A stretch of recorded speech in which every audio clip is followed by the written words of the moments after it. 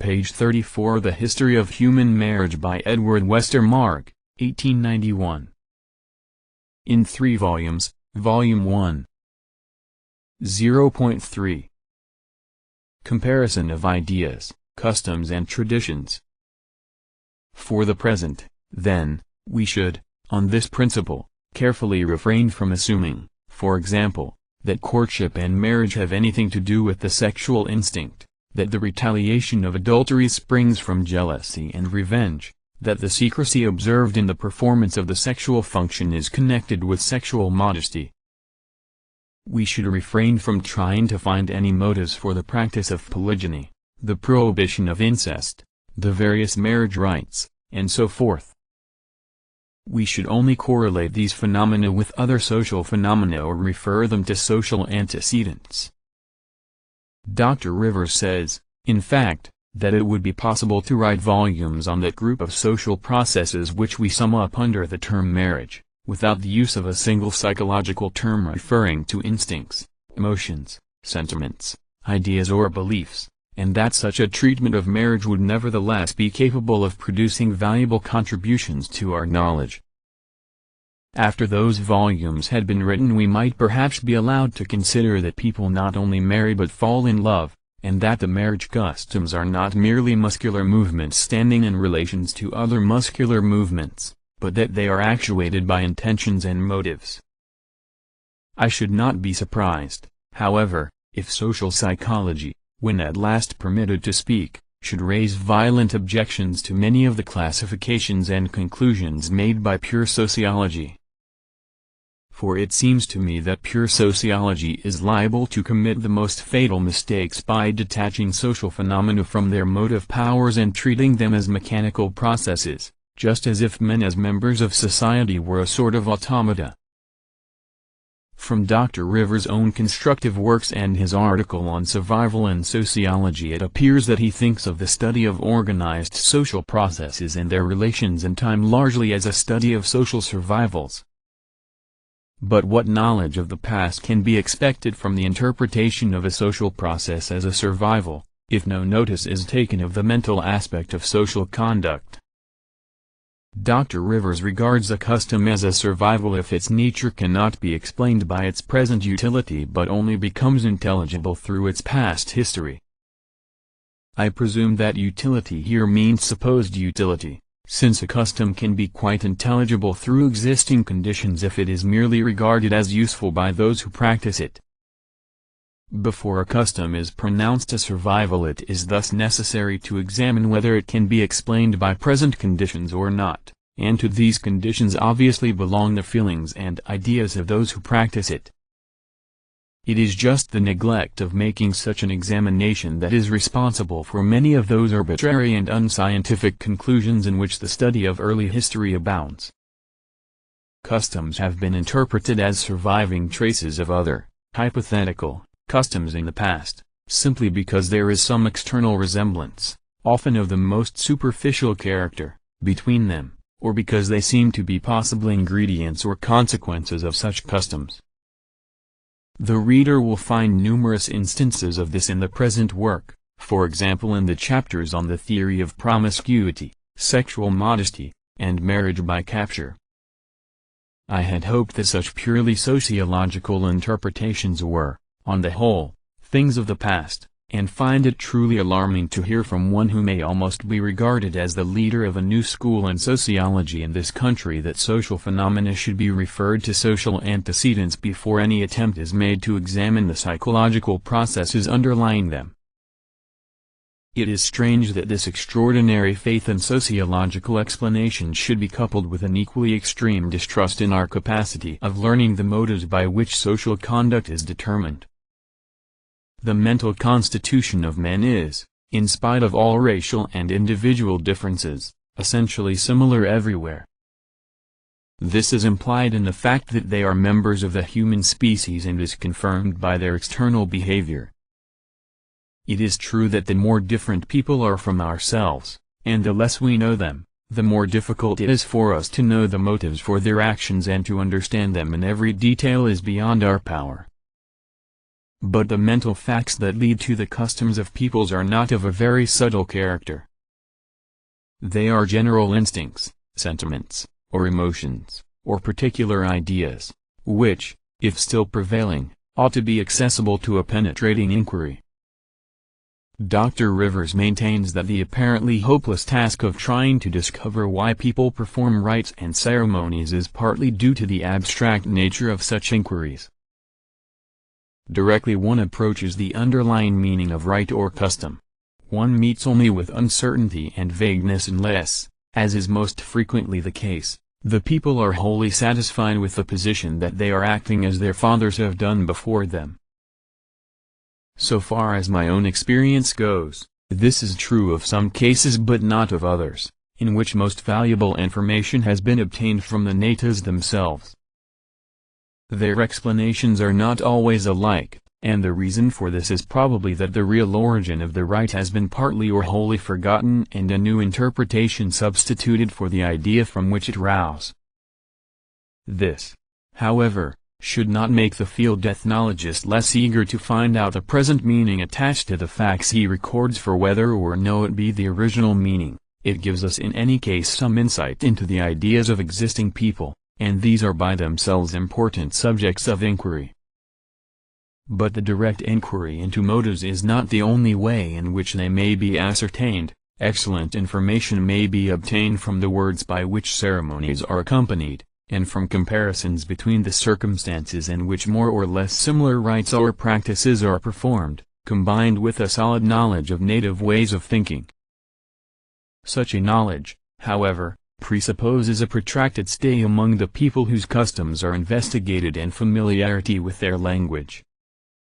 To acknowledge and emphasize the need of field ethnologists who fulfill these requirements would, in my opinion, be of greater service to sociology than to give up as hopeless the endeavor to discover the sources of social action.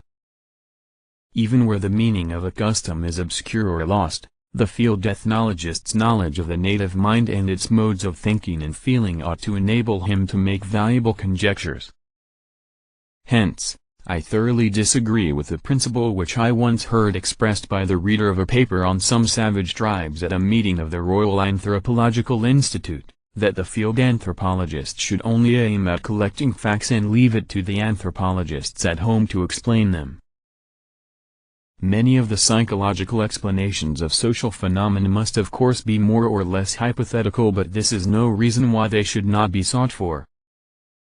Hypotheses are no more foreign to the ethnological school, which is concerned with the mixture of cultures, than to the evolutionary school. I know of no work which is more profuse of conjectures than Dr. Rivers' History of Melanesian Society. It is in innumerable instances much easier to find the psychological origin of a custom or rite than to decide if and how it has come into existence as the result of the contact or blending of peoples. Who would doubt that water ceremonies performed for the purpose of producing rain are due to the law of association of ideas by similarity? But who would dare to trace their wanderings? An objection frequently offered to the comparative method is that the use of this method is hardly compatible with a sufficiently careful scrutiny of authorities and sources. There is undoubtedly some truth in this. Every sociologist who has made use of it on a large scale has good reason to cry peccavi, and even he who merely deals with some special group of kindred phenomena has rarely the same opportunity as the writer of a monograph on a certain people to subject his facts to a searching criticism.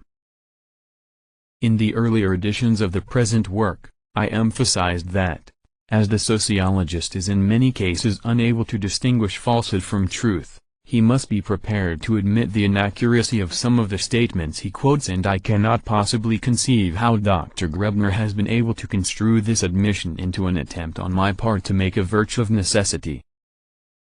In fact, I think that a similar admission might be reasonably expected also from sociologists of other schools. It is often simply impossible for the most scrutinizing critic to decide whether a certain statement is accurate or not, and it may even be difficult to form a just idea of the general trustworthiness of an ethnographical author. Dr. Grebner, for example, considers Kerr's The Australian Race to be so worthless a book that he blames me for quoting it, whereas Dr. Malinowski, who in his monograph The Family Among the Australian Aborigines has sifted his material with the greatest possible care, maintains that Kerr had especially good opportunities for observation, and often refers to him. Generally speaking, I must confess that I have become more distrustful of ethnographical evidence the longer I have myself been in the field. In my own field work I made it long ago a stringent rule never to accept information given by anybody but a native of the country, because I found that the statements of European residents are very frequently lacking in accuracy. I further made it a rule never to use information given me about a tribe by members of other tribes, without specially mentioning the more or less unauthoritative character of the statement. I am also somewhat suspicious of that, fortunately insignificant, portion of my material which I collected before I could freely converse with the natives without the aid of a consummation of the marriage, on account of the fragility of their shells, sometimes to facilitate delivery, and it is quite possible that all these various interpretations represent original motives or parts of a mixed motive. Instances of mistaken classification might no doubt be quoted from my own writings, and will probably be found in the present work also, but as it is more agreeable to find fault with others than with oneself, I shall choose an example from the investigations of an esteemed colleague. In his book Primitive Paternity, Dr. Hartland shows that in various countries bathing is practiced as a method of obtaining children, and he traces this practice to an ancient belief that pregnancy was caused otherwise than by sexual intercourse.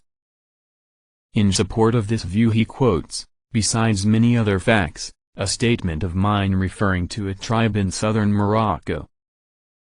It is there the custom for a married woman who is anxious to know if she will be blessed with a child or not to go to the seashore on Midsummer Day, and on the 2 following days as well, and let 7 waves go over her body. Then she knows that if she does not get a child soon she will have one at all. In this case magic has dwindled into divination, as is obvious from a similar custom practiced in another tribe in Morocco, where the young wife goes to the sea on the 40th day after her arrival at her new home, and, while the 7 waves are going over her body, says to the sea, "Oh my uncle the sea, I am troubled with spirits, give me children and health." Now these facts can by no means serve as evidence for a theory of primitive paternity. In Morocco, at least, the effect which water is held to have upon fecundity is only indirect, that is, it is supposed to remove the evil influences which cause sterility, as appears from the idea that an infertile woman or animal is troubled with evil spirits, and from the fact that the very same procedure as is adopted as a cure for barrenness is also supposed to remove or prevent sickness or misfortune in general. But in extenuation of Dr. Hartland's guilt it should be added that, in the article of mine from which he made his quotation, I had not expressly mentioned the Moorish view of sterility. This case may be considered typical. The mistakes made by sociologists of the school following the comparative method, when they detach facts from their environment and interpret them in their own ways, are largely due to the incompleteness of their sources. Hence one of the chief defects of their method may be considerably reduced by the strenuous efforts of field workers to collect not only external facts but to enter into the thoughts and feelings of the people they investigate, as also by monographs of the kind already mentioned. There is no real opposition between the study of a cultural phenomenon as it is distributed among different races and the study of it which is restricted to a particular ethnic group. Here again the methods differ simply because the subjects differ. But the two kinds of investigation complement each other. Whilst the student of a custom or institution in its generality must be grateful to the specialist who provides him with the results of his detailed research, the comparative treatment, which in the first place bears out general resemblances, often helps the specialist to explain facts which he could hardly understand in full if his knowledge were restricted to a limited area. It is easy to criticize the comparative method in the point we are now considering, but it is impossible for any modern student of human civilization to ignore its results. The writings of Professor Durkheim and his disciples are thoroughly pervaded by the teachings of the very school whose method they have so severely criticized. Does not this show that there must be exaggeration in their criticism? They have not sufficiently considered an extremely simple but extremely important fact, namely, that all the different ethnic groups belong to the same animal species and therefore must present resemblances which have a deeper foundation than all differences which are the effects of the social environment. How could we disclose these resemblances in any other way than by comparison? How could we otherwise distinguish that which is local from that which is general? Nay, how could we fully explain the social environment itself without taking into account the mental characteristics of the human species? I think there is sufficient evidence to show that innumerable customs and beliefs are not so closely interwoven with the social tissue that they cannot, with due precaution, be abstracted from it for the sake of comparison. And in any case we may expect to find a specifically human element mingled with local peculiarities. But if the French sociologists, I except of course M. Van Gennep, who does not belong to the school of Durkheim, have underrated the homogeneous elements of the human mind, I think they have, on the other hand, somewhat overrated the homogeneity of the group mind. That the minds of the people are profoundly influenced by the fact that they live and act together is a truth which nobody doubts. We implicitly recognize this when we speak of the customs, beliefs, or religion of a people, expressions which are much older than Bastian's Volker Gedank. But we must not forget that the homogeneity of thoughts and actions inside a society is not absolute. This is true not only of civilized men but, in some degree, also of savages. Dr. K. Donner points out that among the Samoyed the religious beliefs and the ideas relating to the soul's fate after death vary considerably in different individuals, and, with special reference to ideas of the latter kind, he tells me that this is the case even in a small tribe consisting of some 500 or 600 individuals. One man gave him a minute description of the other world which was based upon his own experience of it in a dream. Dr. Lantman, again, informs me that the Kiwi-speaking Papuans often drew his attention to the differences of habits, not only within different groups of the same tribe or village, but even in the case of different individuals. A native said to him, for instance, one man has one method of catching the dugong, another man has another method. Among their ceremonies there are such as are common to the whole tribe, but there are many others, referring to agriculture, hunting, or other occupations, that are practiced only by members of the same family or by single individuals who have directly or indirectly learnt them from some spirit or ghost appearing in a dream. Dr. Landman maintains that it is hardly possible to distinguish in every case between practices and beliefs which are general and such as are individual. Considering that distinctions of this sort are not generally found in anthropological books, the ethnologist of the study must be warned against making too liberally use of the term collective ideas, or that favorite expression of the French sociologists, representations collectives. Page 41.